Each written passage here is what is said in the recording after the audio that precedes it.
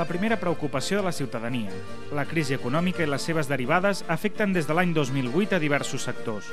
Durant aquest any, el Talcom Raja ha analitzat com ha tocat la crisi sectors productius com el primari, el sector immobiliari o l'emprenedoria.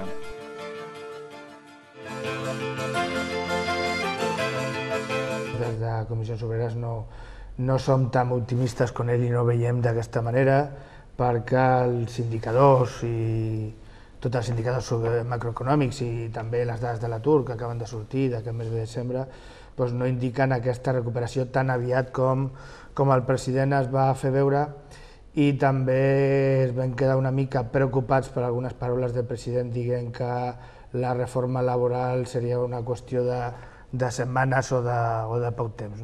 I encara el govern central ens ha de fer arribar propostes sèries pel que fa a la seva proposta de reforma laboral. Una reforma laboral que en cap cas els sindicats acceptarem que rebaixi drets dels treballadors. La crisi no l'hem de pagar la classe treballadora, sinó que en tot cas l'ha de pagar qui l'ha causat. El fail, evidentment, no ha servit per crear ocupació, sinó que ha servit per posar un tap, però un tap que s'acabava el 31 de desembre i que part d'aquest tap s'ha anat a l'atur ja, i al mes de gener anirà la resta. Possiblement el pitjor ha passat, però perquè les dades de l'últim any han sigut absolutament desastroses, i per tant, des de la seva visió, el pitjor ha passat, però és que tenim més de 500.000 persones aturades al nostre país. És un sector que sempre està deixat de la mà en general administracions, polítics, i això ho anem arrossegant durant molts anys. I el resultat de tot això és que el món jovent que podria incorporar-se en aquest sector no s'incorpora. Jo sempre dic que quan passa això és que alguna cosa deu fallar, però això no comença amb la crisi, sinó que això ve donat ja d'una situació complicada des de fa molts anys. Vull dir, el sector agrari és un sector, diguem-ne, de segon ordre, comparat amb altres sectors que fins avui havien funcionat, i nosaltres ens trobem que aquesta crisi, en tot cas, la patim com tots, però ja la patíem abans. Les estructures són molt senzilles, hi ha hagut un gran distanciament amb el que és l'administració, més que veure'l com una ajuda, s'ha vist com un element fiscalitzador i de control, en el qual la percepció del pagès davant de la situació de l'administració és de descontent i de que no la tenim al costat, i després perquè també s'ha vist sotmès, com ha passat una mica en els mercats financers, amb la bogeria del mercat, en dos aspectes, tant el que és en el mercat d'elements de producció del pagès, és a dir, els costos de les matèries primeres han oscil·lat molt els darrers 3 anys, a la puja i a la baixa, per culpa principalment de les pujades del petroli, i després també la disbauxa del mercat a l'hora de vendre.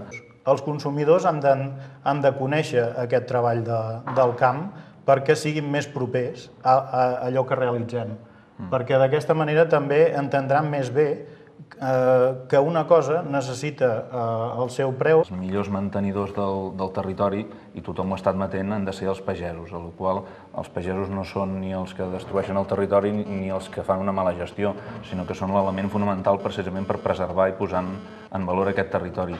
I aquí també ha passat una mica així, s'ha tingut molt en compte el territori, prescindint una mica de la gent que hi treballava. En temes mediambientals el que s'ha fet és criminalitzar el sector. S'ha criminalitzat el sector en molts aspectes, sobretot en temes mediambientals.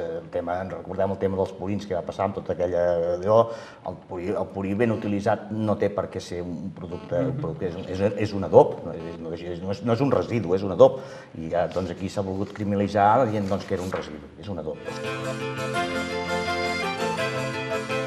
Són unes mesures que representen un canvi en la línia seguida els últims anys pel govern de l'Estat i també pel govern de la Generalitat, perquè el govern de la Generalitat també les aplicarà, i per tant representen un canvi perquè han legislat en contra de drets dels treballadors. Para nosotros son completamente inútiles para salir de la situación en la que estamos. Y son inútiles porque no van a servir ni van a valer absolutamente para nada. Y no porque estas medidas solo lleguen tarde, sino porque estas medidas no valen para salir realmente de la situación econòmica per la que atravessamos. Una persona que té 600 assessors, jo crec que n'hi sobren 599, perquè en definitiva fa el que ell vol, no escolta ningú. hi ha una sèrie de ministeris que es tenen de suprimir, no és perquè ho digui jo, sinó és que ho diu tothom i ja fa temps que es diu, i en definitiva doncs, hi ha una administració tan carregada de personal, tan carregada, que avui dia això solament afoga qualsevol empresa. Dels que penso, per exemple, en la retallada que diuen del 5% més menys en els funcionaris.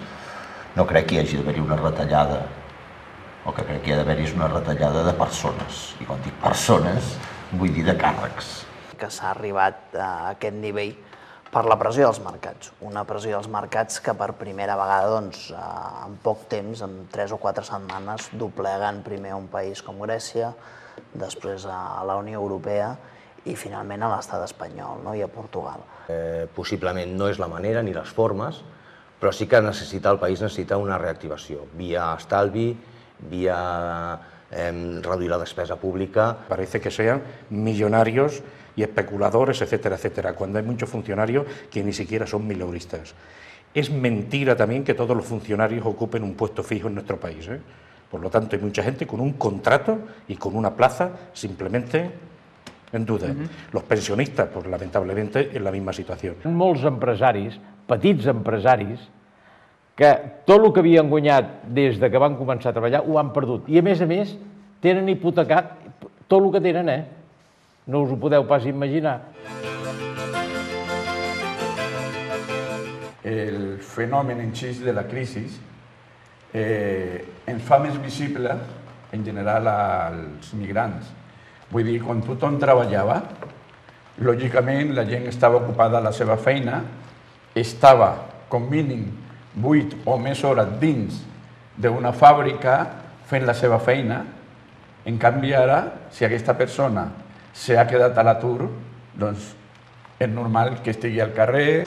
La crisi econòmica no és deguda a la immigració, i la immigració té les seves coses, però parlem de la immigració en total.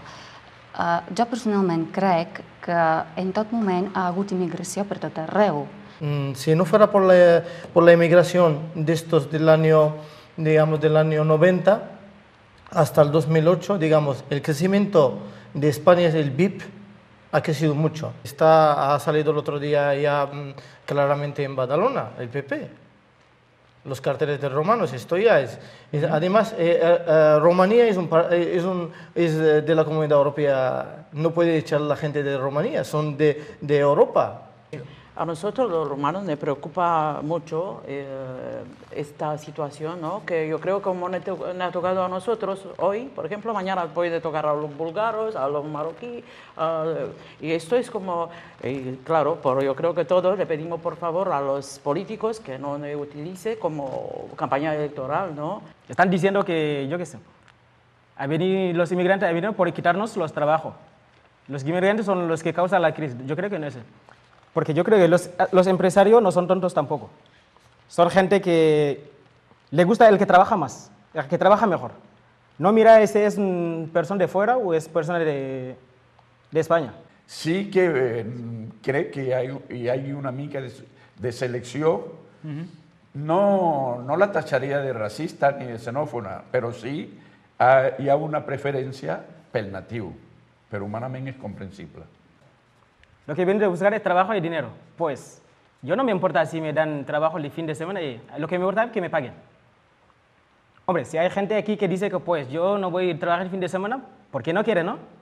Pues si lo aceptas, yo lo aceptaría, porque lo que vengo a buscar es trabajo y dinero. Nosotros estamos aquí para respetar las leyes, ¿no? Y que aquel que no lo cumple, que se haga algo, pero... Si hi ha immigració irregular és perquè algú que té poder lo permet, perquè la gent no s'amaga per entrar aquí. Que a vegades, clar, una persona sola, doncs, evidentment se sent perduda si no tens al darrere un recolzament, un assessorament que et vagi dient, segons com, això ho estàs fent malament o això vas per bon camí. El que passa que jo crec que emprendre és una aventura. no té un guió establert i a vegades aquesta aventura hi ha moments que fas coses que llavors penses que no hauries d'haver fet i coses que dius, ostres, amb això sí que hi vaig encertar. Solamente te ayudan en preparación del tema, del plan. Luego ya el camino es solitario y bastante complicado. Estar sol és molt dur, no per prendre decisions les perd, sinó